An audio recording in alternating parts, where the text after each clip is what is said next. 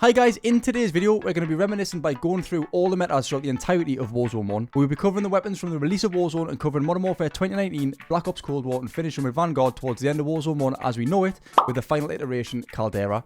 We've had some iconic metas, some toxic metas, and some straight up all-out ridiculous metas.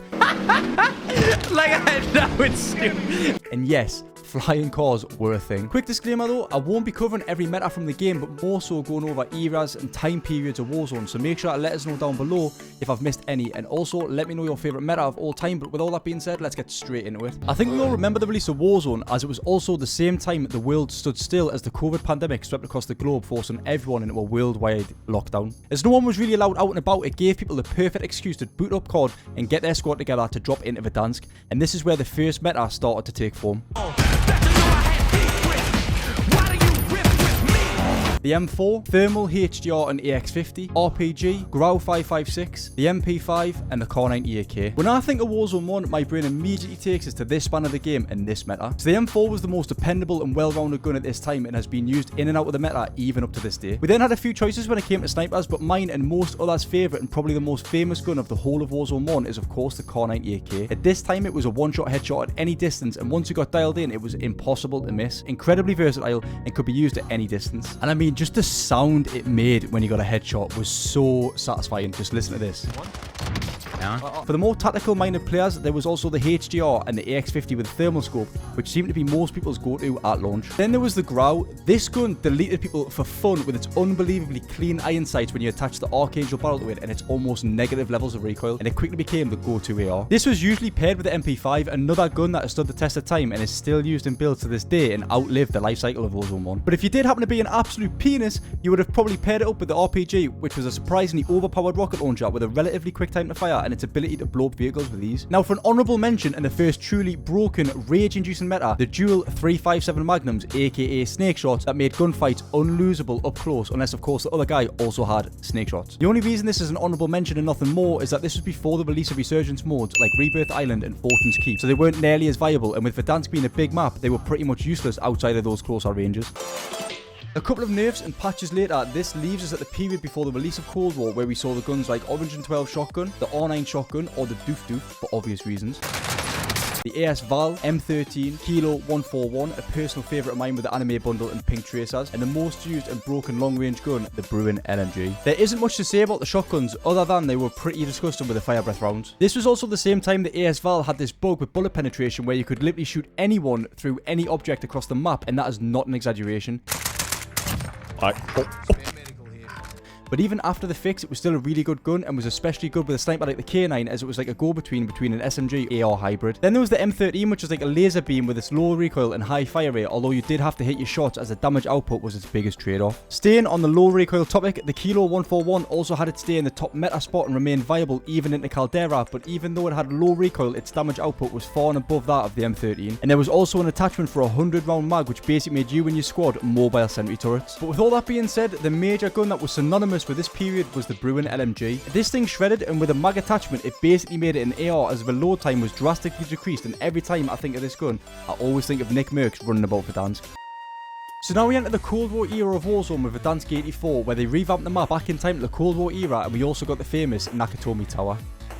You just had to be there. This was also around the same time Rebirth Island got introduced and the TikTok movement demons started to flex. There was also a whole host of new weapons released into the game, each one seemingly more broken than the next, such as the FFAR, DMR pistols, DMR, AUG and M16 burst rifles, and the Mach 10. So to kick things straight off, the DMR was hands down the most broken gun in the entire history of Warzone, and it got to the point that if you weren't running this gun, you quite literally didn't stand a chance. This was a single fire rifle which fired as fast as your trigger finger allowed and used AR ammo, and was a 2-hit downing machine which just felt like the meta forever. Then paired up with the Mach 10, which had no recoil, really fast fire rate and massive magazine, made you unstoppable.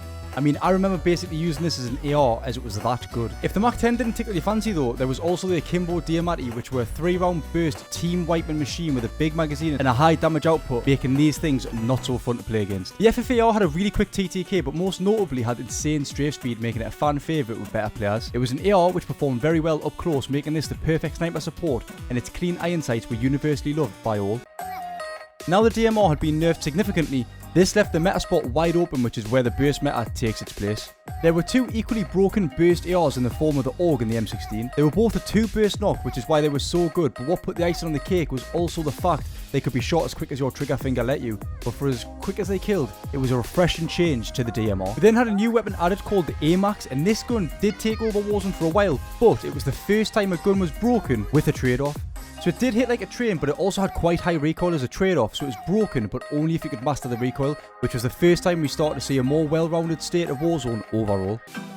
So now we are entering into the late springtime of 2021, and there was a complete reshape to the guns people were using with the introduction to the MG82, the Swiss K3, OTS9, Bullfrog, XM4, Krig 6, Cold War AK-47, Cold War MP5. So kicking things off here, we have the MG82, another LMG that handled like an AR, had 0 recoil, and of course hit like a truck, making it a squad wiping expert. We also had the introduction of another bolt action marksman rifle with the Swiss K3, which gave the K9 a run for its money and came down to personal preference as to which you would use to snipe with, but it was also nice having the option of another quick one-shot marksman rifle to use. The XM4 was basically the Cold War version of the M4 and was a well-rounded AR which was also viable all the way through to the end of CALDERA. Then there was the Cold War AK-47, again an MW 2019 rebrand, hit really hard, but like the AMAX had some recoil that came with it. These were all paired up with the OTS9 or the Bullfrog, both viable, although I'd say the OTS was the more popular of the two, but the Bullfrog came in clutch in those 1v4 situations with its 100 round quickly reloadable mag. An honourable mention here is the Krig 6, something I personally developed a soft spot for, which wasn't ridiculous, although it did have 0 recoil, and I mean 0 recoil.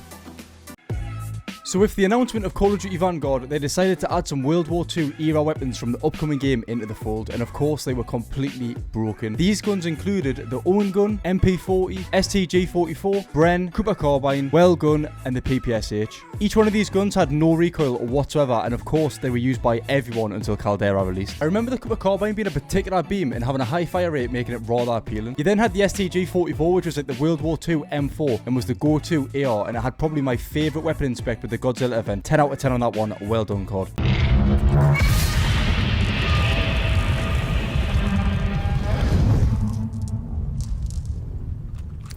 The Bren LMG was used less so I think, but was meta in the release of CALDERA for so long. It was really good with the SVT 3 to 6 times scope, making it pretty deadly. These of course were used with the Vanguard SMGs, and these were a lot of fun to use. So straight off the bat we had the MP40, which let's face it, has been OP in any COD ever. It's a slower shooting SMG, but it's so satisfying to use in my opinion. Another slow firing SMG was the Owen gun. Now this was broken for a period of time because the damage was incredible, like being hit with a sledgehammer, I swear. You needed to run a reticle with it because the irons were arse, but yeah, it was certainly meta. Then there was the Well gun. You could basically use any of these in staff when they were first introduced, and this also had quite a decent mag size if I remember correctly, and the movement on it was decent too. Now my personal favourite and definitely the most broken was the PPSH. It had the quickest fire rate of all the SMGs, but what made it completely unplayable was the specific hipfire build that took over Rebirth Island. It was just so easy to knock entire teams, and it was so accurate, paired up with the K9 or the Swiss, and you could pull some serious numbers with it.